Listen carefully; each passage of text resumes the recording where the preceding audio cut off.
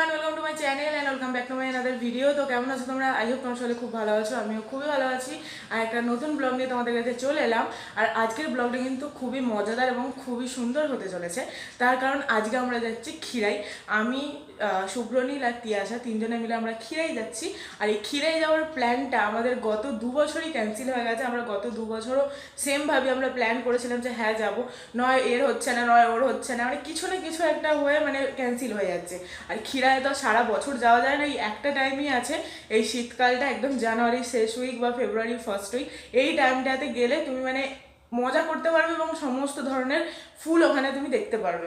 তো যাই হোক, তো আমরা এখন ফ্রি যেহেতু আছি, আমাদের নেক্সট উইক থেকে ক্লাস স্টার্ট হবে ইউনিভার্সিটিতে। তো সেই জন্য ভাবলাম যে ঠিক আছে, চল আমরা একদিন ক্ষীরাই তাহলে ঘুরেই আসি। আর এখন সবাই যাচ্ছে, আর অনেক ভিডিও, অনেক রিলস, অনেক ফটো তুলছে। তো আমরাও সেসব করবো আজকে। তো চলো, আই হোপ তোমাদের ভিডিওটা দেখতে খুব ভালো লাগবে। তো শেষ পর্যন্ত কিন্তু ভিডিওটা দেখতে থাকো। আর আমি আধা রেডি হয়েই ব্লগটা স্টার্ট করলাম, নাহলে আমি ব্লগটা স্টার্ট করতে পারবো না। 5:30 অলরেডি বাজে, ভোর 5:30। আর আমাদের 8টা থেকে ট্রেন আছে হাওড়াতে। আমি এখান থেকে মানে সবাই হাওড়া থেকে মিট করবো, দেন ওখান থেকে আমরা আর কি ট্রেনে করে যাব। তো এই হচ্ছে এখন মেন ব্যাপার। এখন বেশি আর কথা বলছি না, কারণ অনেকটাই লেট হয়ে গেছে। আমার 5:30টায় বেরোনোর কথা। এখন আমার চুল ঠিক করা হয়নি, সোয়েটার করতে হবে, অনেক কিছু বাকি আছে। তো চলো, বেশি বকবক না করে ভিডিওটা তো স্টার্ট করেই দিয়েছি। আমি রেডি সেডি হয়ে নিই, তারপর আবার ভিডিওটা তোমাদের সাথে কন্টিনিউ করব। সো আমি স্টেশনে তো এসে গেছি, আর দেখতেই পাচ্ছ কি লেভেলের কুয়াশা, মানে কিছু বোঝাই যাচ্ছে না। এখন তো তবু একটু মানে দিনের আলো ফুটেছে, নাহলে যখন আমি গাড়ি করে আসছিলাম বাড়ি থেকে, মানে পুরো অন্ধকার ছিল, আর কিচ্ছু দেখতে পাওয়া যাচ্ছিল না। যাই হোক, এখন ট্রেন তো এখন দেরি আছে, ট্রেনের জন্য এবার ওয়েট করি। হাওড়া স্টেশনে আমরা সবাই চলে এসেছি, আর মেদিনীপুর লোকালে আমরা ক্ষীরাই যাব। আর লাস্ট মিনিটে কিন্তু কৌশিকও আমাদের সাথে জয়েন হয়েছে।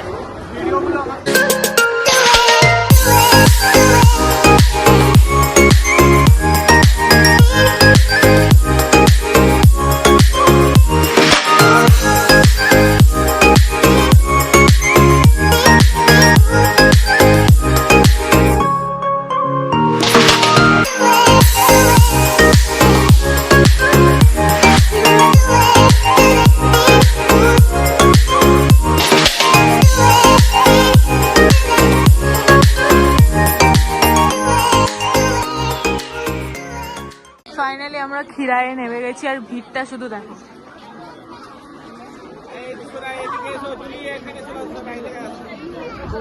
সেই লেভেলের ভিড় আছে। আর 11টা 11 বাজে আমরা নেমেছি।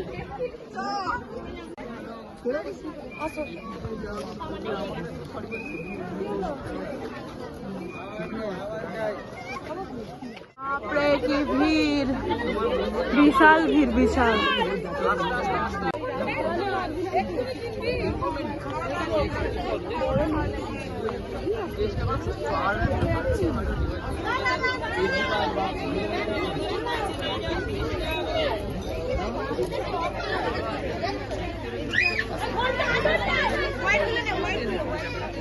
ক্ষীরাই চলে এসেছি সবাই মিলে, আর এখন এই ভিডিওটা শুট করা হচ্ছে কৌশিকার আইফোন থেকে।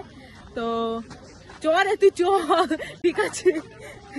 তো যাই হোক, তো বেশ অনেকটাই টাইম লাগলো, প্রায় 2 ঘন্টার কাছাকাছি টাইম লাগলো। ট্রেন অবশ্য হাওড়াতে লেট ছিল। আর এখন আমরা হেঁটে হেঁটে যাচ্ছি ওই ফুলের বাগানগুলোতে, মানে ওই জমি ফমিগুলো যেখানে চাষবাস হয়েছে, হেঁটে হেঁটেই যাবো।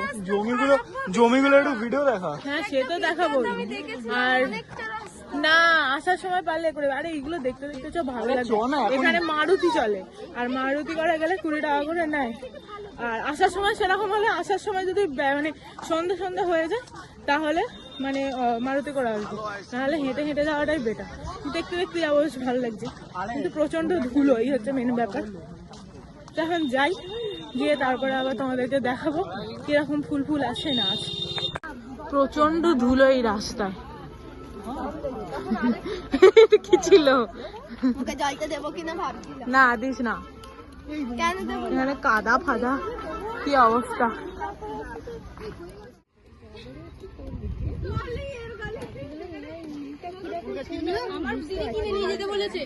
হচ্ছে ক্ষীরাই, এখানে প্রচন্ড ভিড়, অনেকটা আমরা হেঁটে হেঁটে এলাম।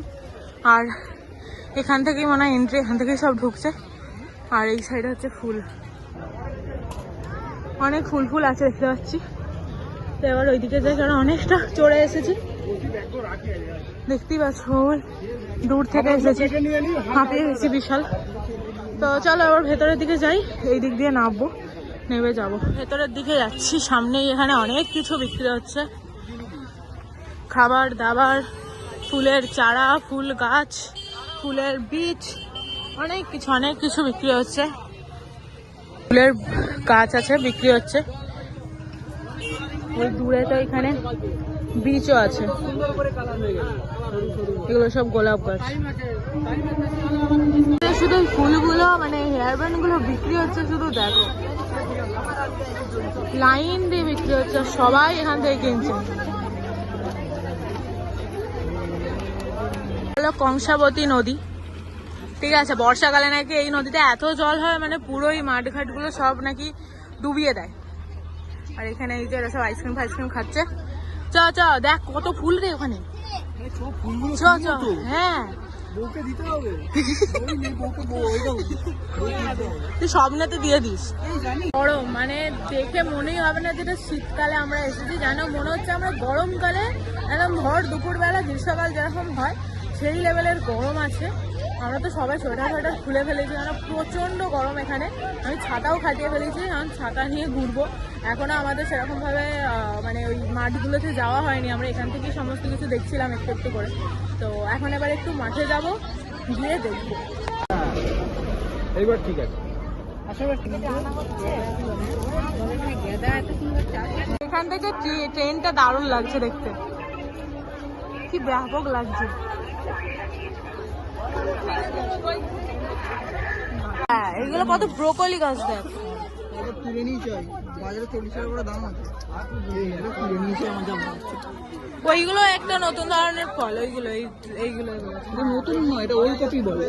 ওলকপি আমি কোনোদিন দেখিনি, শুনি ফুটবে এত বড় বড় হয়ে যাবে। এগুলো সব কালারিং ডালিয়া আছে, লাল হলুদ। কোথায় যাবে কাকু, বন্ধ রাস্তা। দারুণ লাগছে, আর ভিড়টাও কিন্তু সেই লেভেলের আছে। ওই সাইডে আরো ভিড় আছে,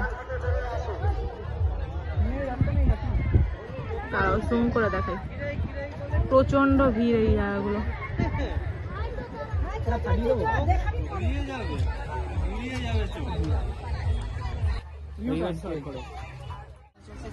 দারুণ লাগছে, চন্দ্রমল্লিকা, কালারিং চন্দ্রমল্লিকা। ভেতরে কোথাও দিয়ে ঢুকছে রে, দারুণ লাগছে। এর ভেতরে ঢুকতে গেলে আবার 20 টাকা করে নাকি দিতেও হয়। এখানে আবার গাঁদা ফুলও হয়ে গেছে। চ চ চ। হ্যাঁ হ্যাঁ এখানে সবজিও চাষ করেছে, হলুদ হয়ে আছে, দারুণ লাগছে। ফুলগুলো ইউনিক, অনেকটা গাঁদার মতন। এইখানে সব থেকে বেশি ওই গাছটা আছে, এখানে ফটোশুট চলছে।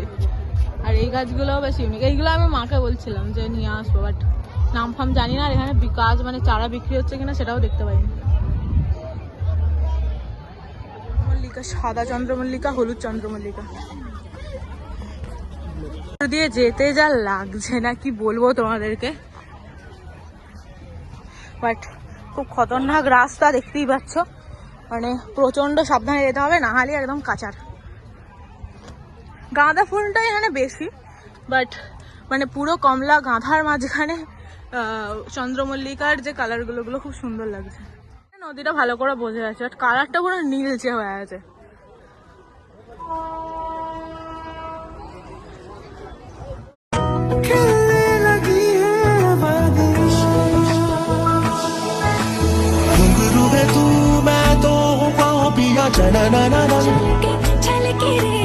बरसे हल्के हल्के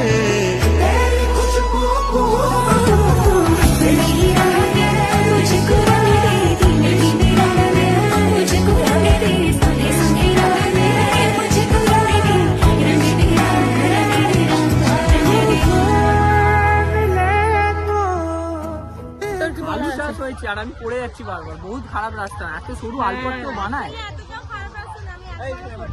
কারণ তুই ছোট, আমার চেহারাটা বড়, আমি আসলে ব্যাপারটা হচ্ছে ওয়ান হয়ে রাস্তাটা টু হয়ে গেছে, সেই জন্য আরো বেশি প্রবলেম হচ্ছে।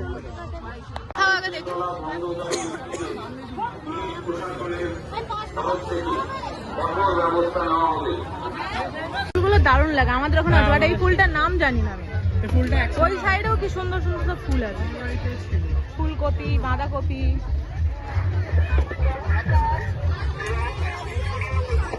গাঁদাটাই বেশি। এই কালারিং চন্দ্রমল্লিকাগুলো আমি দেখতে পাচ্ছি না, এই নীল কমলা।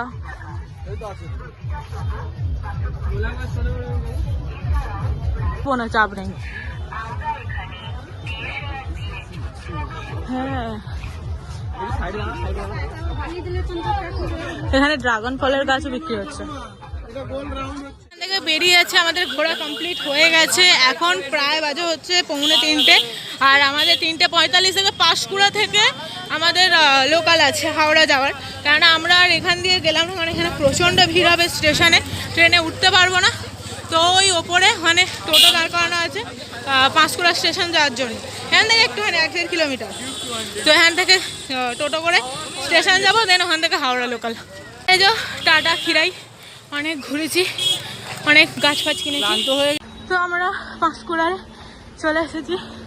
প্রচণ্ড সিদ্ধান্ত, 4 নম্বরে গাড়ি দাঁড়িয়ে আছে। এই যে পাঁশকুড়া স্টেশন। এখন আর আমি কোনো ব্লগ করছি না, এরপর ডাইরেক্ট বাড়ি গিয়ে করবো।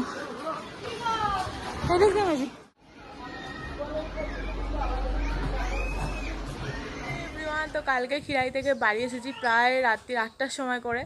আর তোমার আসার পরে আর কোনো রকম ভিডিও করতে পারিনি, তার কারণ হলো কালকে আমার শরীর প্রচণ্ড খারাপ ছিল।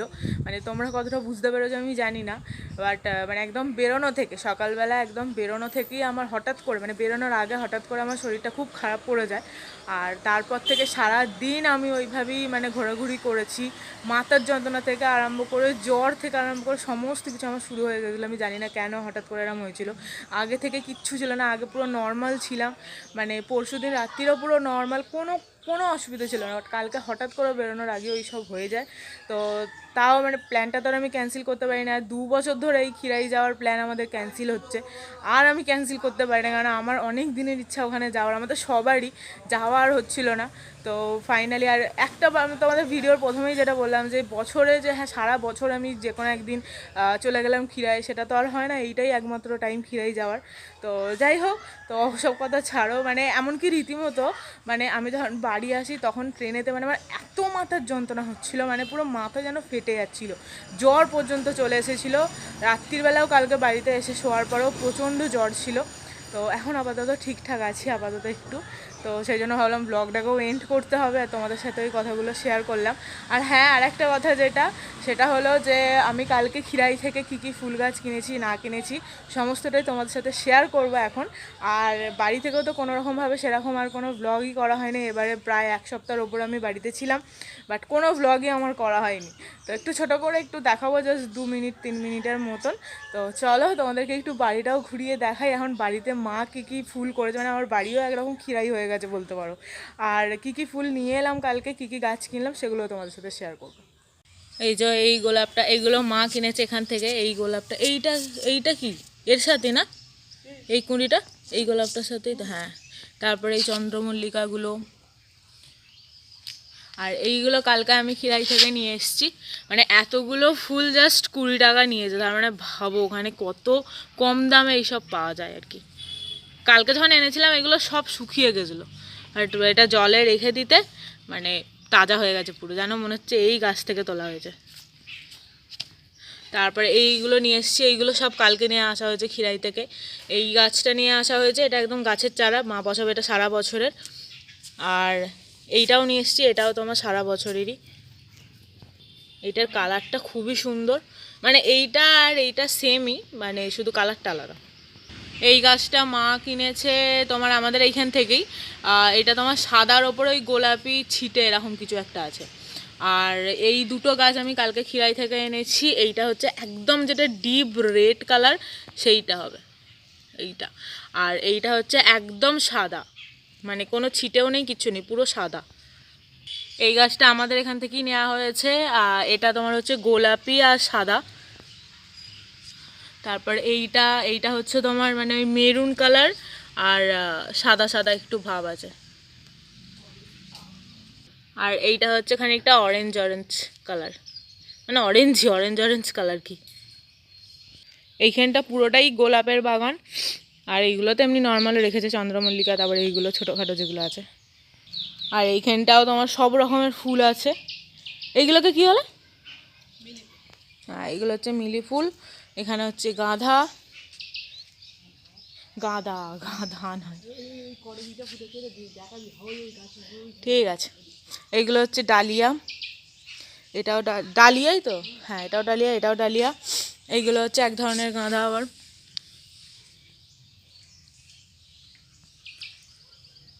আর এখানে আছে চন্দ্রমল্লিকা আবার দুটো কালারের, এটাও এক ধরনের ডালিয়া। তো এই হচ্ছে আপাতত আমাদের বাড়ির বাগান, বাড়ির খিরাই। আর এই হচ্ছে তোমার করবী ফুল, মা পেছনে চলে এসছে। আর এই গাঁদার চারাগুলো এনেছি খিরাই থেকে। এইগুলো মানে এখানে করা বলে 18টা আছে, 18টা 10 টাকা করে নিয়েছে। আর কিন্তু আরেক জায়গায় পাওয়া ছিল 30টা চারা এরকমই 10 টাকা, বাট ওটা একটু দূরে ছিল বলে আর যাওয়া হয় না। কি গাছ নিয়ে এসেছি খিরাই থেকে সমস্তটাই তোমাদের সাথে শেয়ার করলাম। আই হোপ তোমাদের ভিডিওটা দেখতে খুব ভালো লেগেছে। আর হ্যাঁ, আর একটা কথা, শুধু আমি যে গাছ নিয়েছি এমনটা না, সবাই আমরা কিছু না কিছু গাছ নিয়েছি। যেমন আমি তো এই গাছগুলো নিয়েছি, তিয়াশা তোমার 3 রকমের গোলাপ ফুলের গাছ নিয়েছে, আর হচ্ছে তোমার একটা সাদা চন্দ্রমল্লিকা নিয়েছে, যেটা 12 মাসের চন্দ্রমল্লিকা।